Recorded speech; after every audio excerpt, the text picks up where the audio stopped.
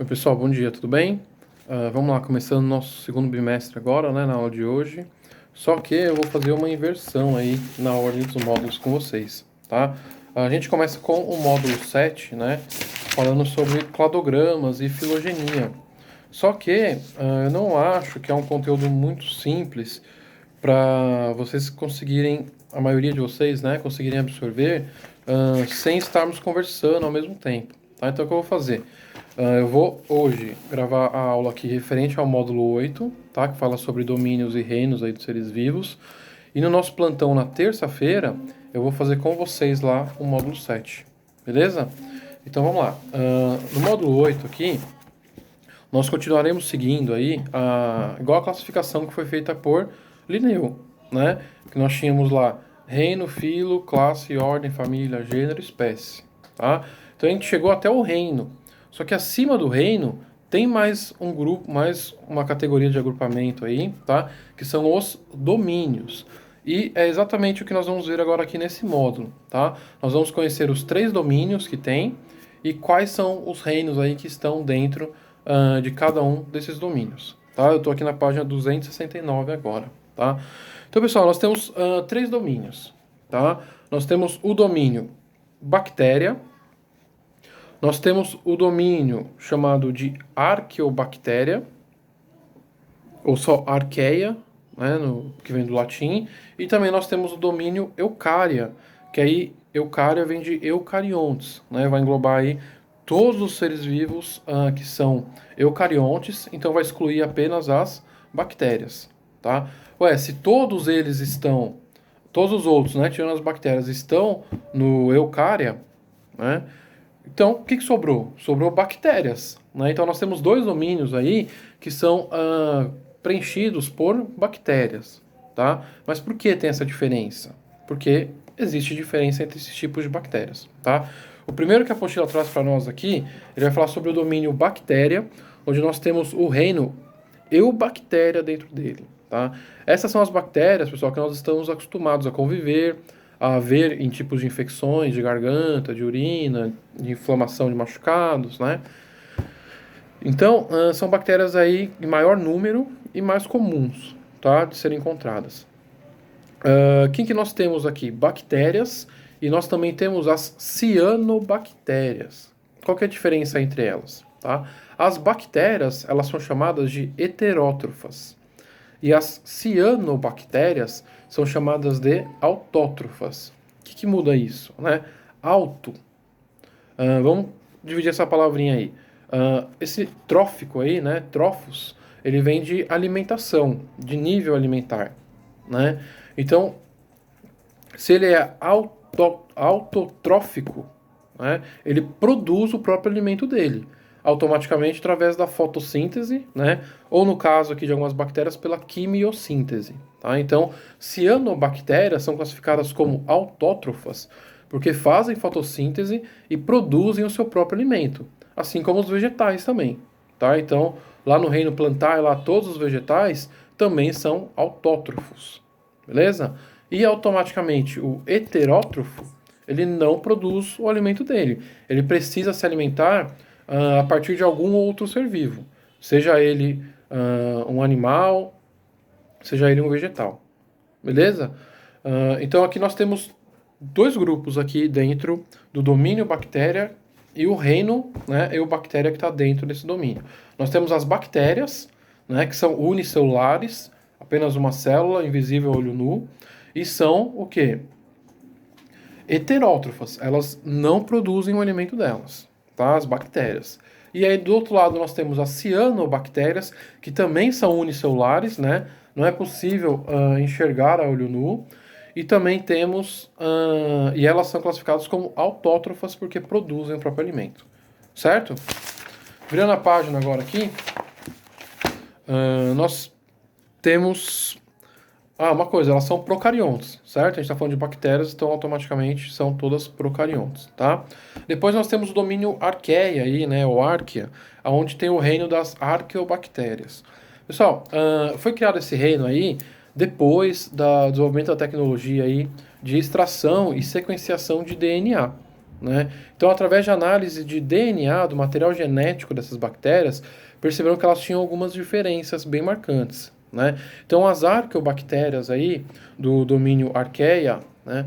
Elas são bactérias extremófilas, tá? Elas vivem em locais extremos. Extremos de temperatura, extremos de salinidade, extremos de acidez, como por exemplo no estômago, né? Dentro do estômago de vacas e bois. Vivem no Mar Morto, né? O extremo de salinidade. Vivem em vulcões também com extremo de calor. Então elas são bactérias muito mais antigas, tá? Do que as eubactérias. E vivem aí, né, em ambientes que são chamados de hostis, né? Então elas são bactérias aí na sua maioria bactérias extremófilas. E segue a mesma coisa aí do primeiro domínio, né?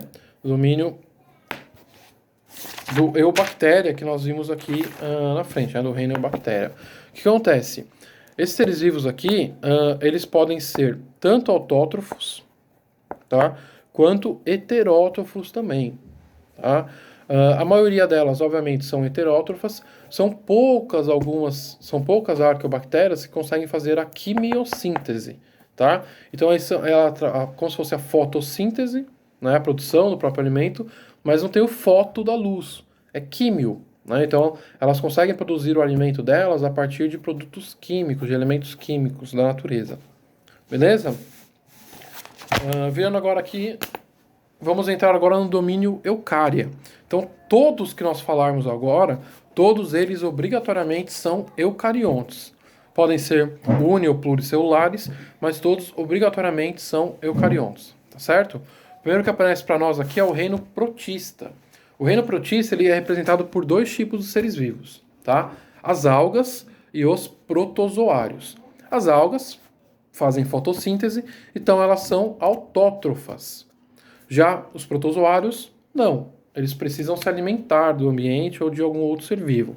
Então eles são chamados de heterótrofos. Vocês precisam começar a se adaptar aí, se adequar e ficar íntimos desses termos, tá? Anotem na apostila aí, autótrofos produzem seu próprio alimento e heterótrofos não produzem seu próprio alimento, tá?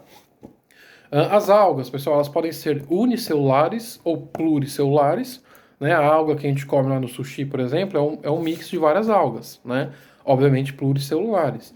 Mas nós também temos algas no oceano, principalmente, que fazem parte do fitoplâncton, que são algas unicelulares. Já os protozoários, eles são obrigatoriamente unicelulares, tá? Não existem protozoários que são pluricelulares. Depois, o reino vegetal aí, né? Também conhecido como plantae. Pessoal, tem as plantas, tá? Então, pela fotossíntese, automaticamente elas já são autótrofas, tá? E também são apenas pluri- ou multicelulares. Não existe nenhum tipo de vegetal unicelular, certo? Agora, se vocês vão usar o termo pluricelulares ou multicelulares, tanto faz, é a critério de vocês, tá? Eu sou acostumado a usar mais o pluricelular, então provavelmente eu vou falar aqui, né, mais vezes o pluricelular. Mas o multicelular tá certo, tá? Se você achar melhor para memorizar aí, não tem problema nenhum, certo? Continuando aí, agora o reino fungi, né? Pessoal, o reino fungi, ele tem uma curiosidade aí, tá? Durante muito tempo, os fungos, eles foram classificados, eles foram organizados aí, né? Dentro do domínio e do reino plantae, tá? Dentro do reino plantae.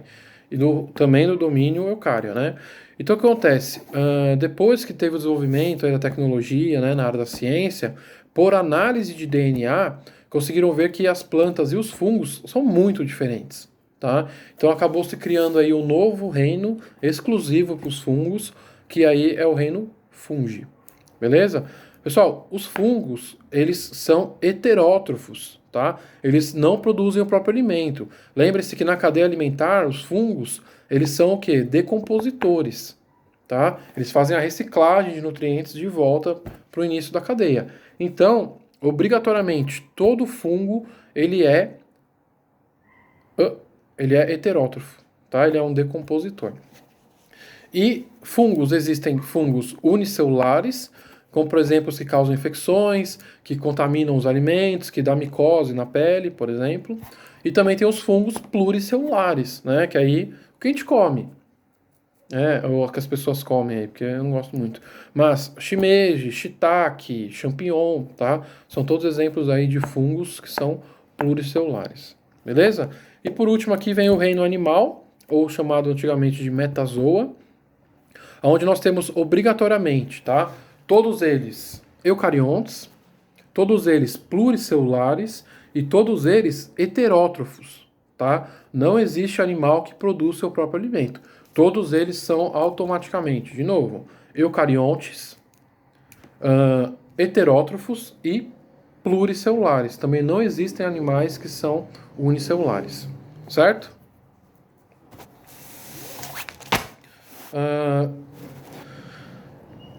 Basicamente isso. Tá na página 273, tem um quadrinho lá em cima do de olho no vírus, né? A gente vai conversar bastante sobre isso, porque até hoje na ciência existe um grande debate aí se o vírus ele é ou não um ser vivo, tá? Porque ele tem características de ser vivo e também tem características de um ser não vivo. Nós já conversamos sobre isso também no comecinho do primeiro bimestre, né?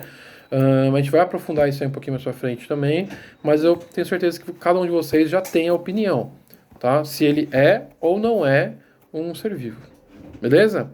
Eu vou deixar alguns exercícios para vocês fazerem aqui no plural, mas também é para responder na apostila, tá? A tabelinha da página 273, ela é boa porque ela é um resumo, tá? Sobre as características de cada reino aqui.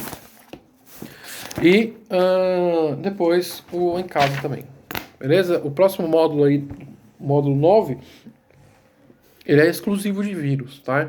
Então a gente vai conseguir aprofundar mais, ver a estrutura de um vírus.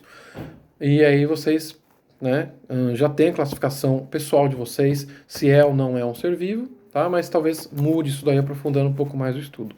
Certo? Qualquer dúvida aí pode mandar e-mail, estou à disposição. E lembrando, tá? Na terça-feira a gente vai fazer o módulo 7, tá? Que fala sobre filogenia aí, no plantão ao vivo, que é melhor. Se alguém não puder participar do plantão, se não entrar a sala inteira, aí depois eu gravo um vídeo e posto lá para você, para quem não conseguiu participar, assistir. Tá? Mas é importante que vocês consigam acessar aí nesse horário, porque é melhor, né? A gente vai conversando aqui ao vivo e eu já vou conseguindo tirar as dúvidas de vocês. Não precisa vir via e-mail para depois responder.